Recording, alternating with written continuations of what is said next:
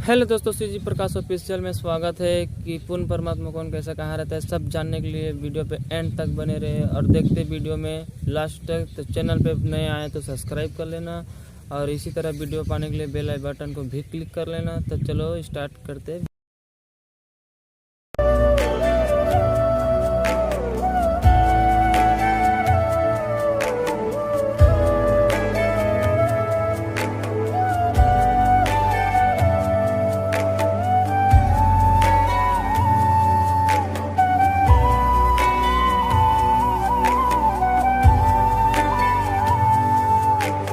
कौन ब्रह्मा का पिता है, कौन विष्णु की मां, शंकर का दादा कौन है, हमको दे बता।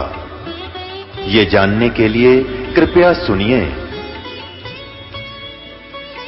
जगत गुरु तत्वदर्शी संत रामपाल जी महाराज के अमृत वचन सर्व पवित्र धर्मों के पवित्र शास्त्रों के आधार पर। पुणात्मा, ये आत्मा जब रोती है भगवान को तो परमात्मा अपने बच्चे के लिए तुरंत आता है, यदि उसके पुण्य पिछले ठीक हैं। उस पुण्य के आधार से तीनों लोकों में प्रवेश करके सबका धारण पोषण वही परमात्मा करता है। कबीर साहब ही करते हैं, अल्लाह अकबर ही करते हैं।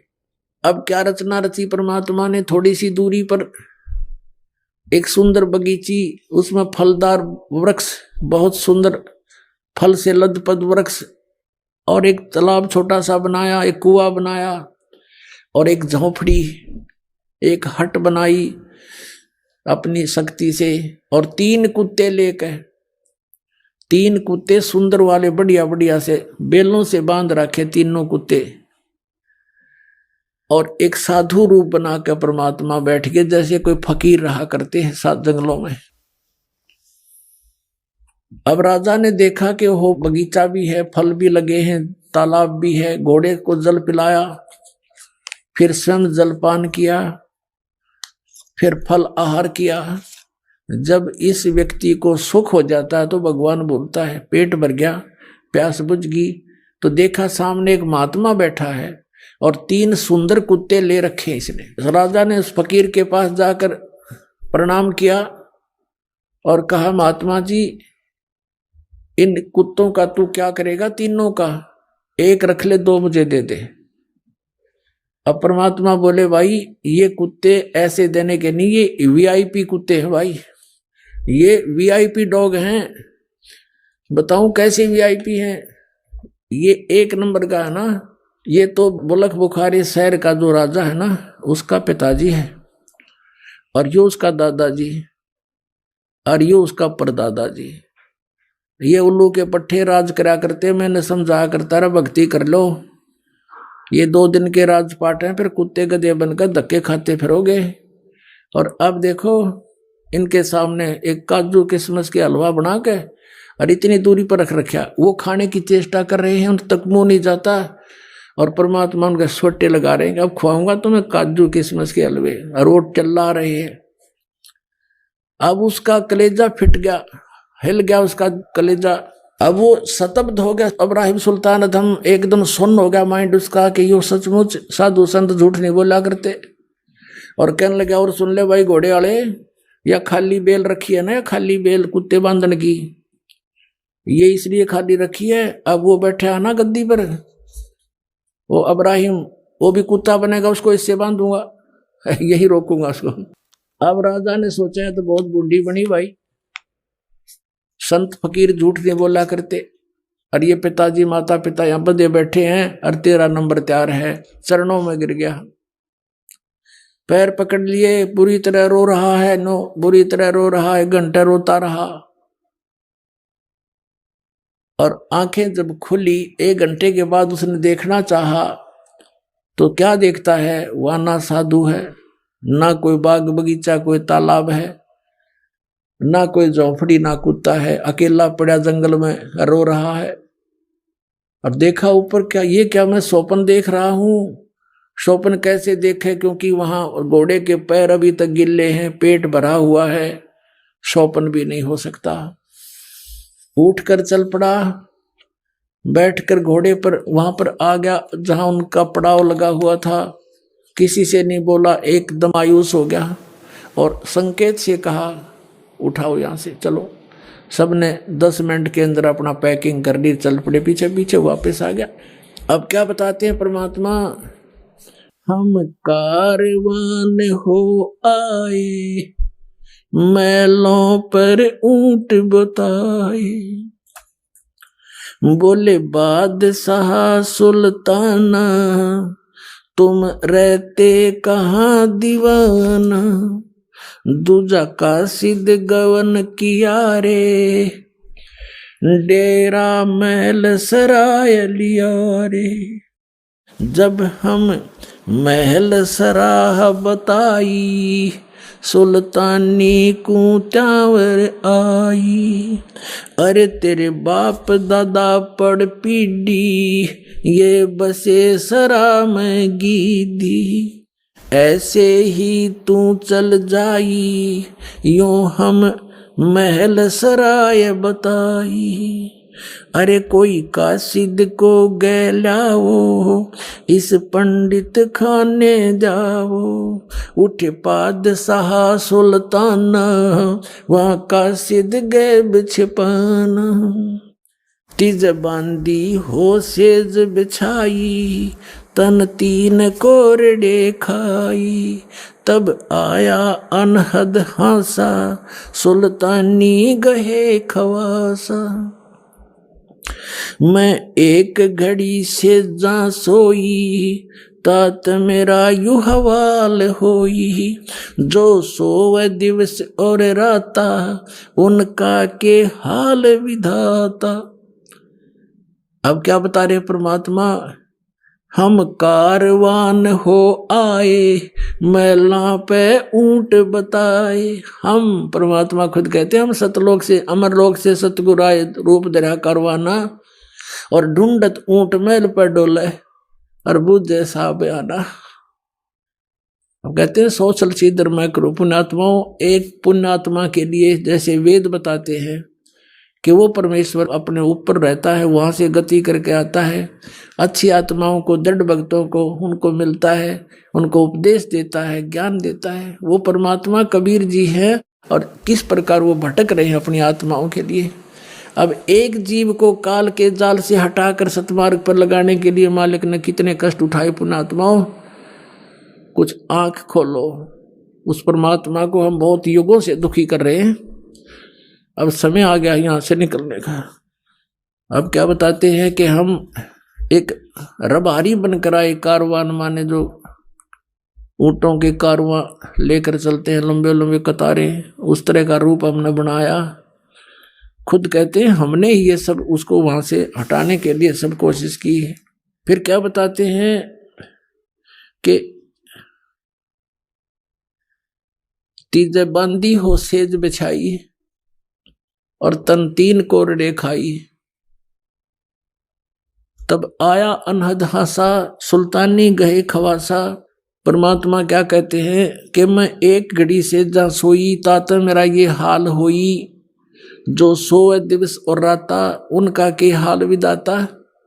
कि मैं तो एक घड़ी इस गंदी सेज पर सोई थी जिस पर तू दिन रात सोता है बोले आदमी, और मुझे इस पर सोने का, एक घड़ी के सोने का 3 कोरडे दंड मिला है, और तू तेरे साथ क्या होगी मूर्ख, मैं इसलिए हंस रहा हूँ। परमात्मा कहते मैं इसलिए हंस रही हूँ।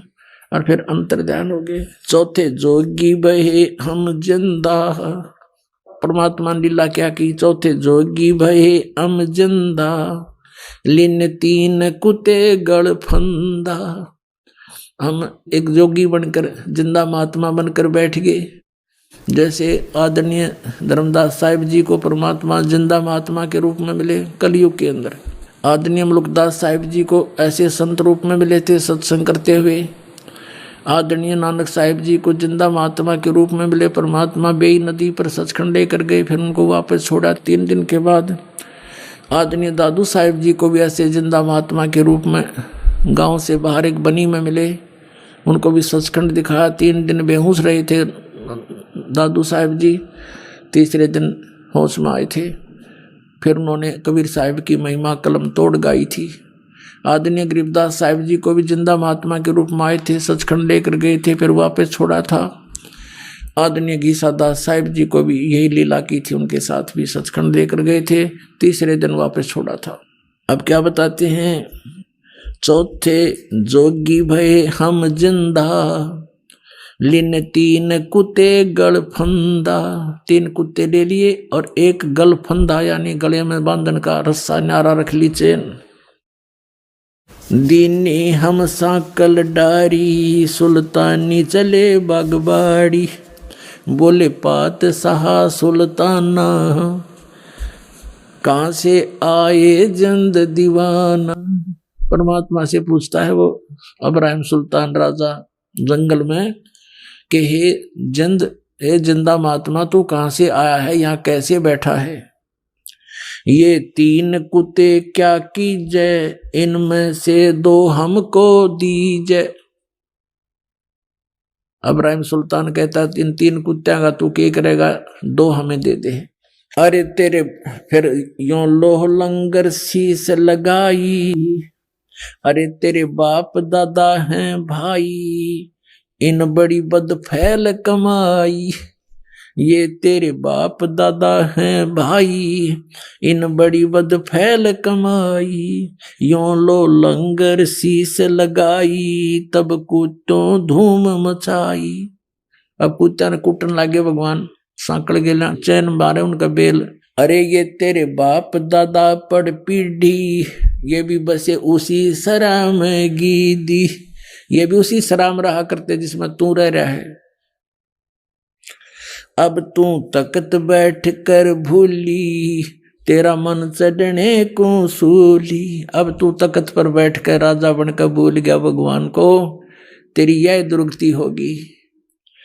जोगी जिंदा गैब भयारे, हम ना कछु भेद लहारे, बोले पादशाह सुल्ताना, जहाँ खड़े अमीर दीवाना। ये 4 चरित्र बीते, हम ना कुछ भेद न लीते, वहाँ हम मारा ज्ञान गिलोला, सुल्तानी मुख न बोला। तब लगे ज्ञान के बाना, छोड़ी बेगम माल खजाना, सुल्तानी जोग लिया रे, सतगुरु उपदेश दिया रे। छोड़ा 18 लाख तुरारे, जैसे लागे माल बुरारे। छोड़ा 18 लाख तुरारे, जिसे इब लाग गया माल बुरारे। 18 लाख घोड़े भी त्याग दिए। अब वहां से घर पे आ गया। घर आते ही उसने क्या किया, जंगल से जब आया वापस वन से, किसी से नहीं बोला। चारों तरफ रानियों ने घेर लिया। मंत्रियों से पूछा रानियों ने क्या बात होगी, तुम तो 1 हफ्ते के लिए गए थे, आज दूसरे दिन वापस कैसे आ गए। तो मंत्रियों ने बताया कि ऐसे ऐसे एक हिरण के पीछे ये बहुत दूर तक चले गए, पता नहीं वहां इसके साथ क्या घटना घटी, किसी से नहीं बोल रहे हैं। हमें भी संकेत से कहा कि चलो यहाँ से और यहाँ आगे, अब तुम जानो, तुम्हारा काम जानो। रानी कहने लगी कि देखो जी, आप तो वैसे ही बच्चों वाली बातें करते हो, ये सब ऐसे ही होते हैं, कुछ नहीं होता है, ये भूत प्रेत होते हैं, आप ऐसा क्यों महसूस करते हो।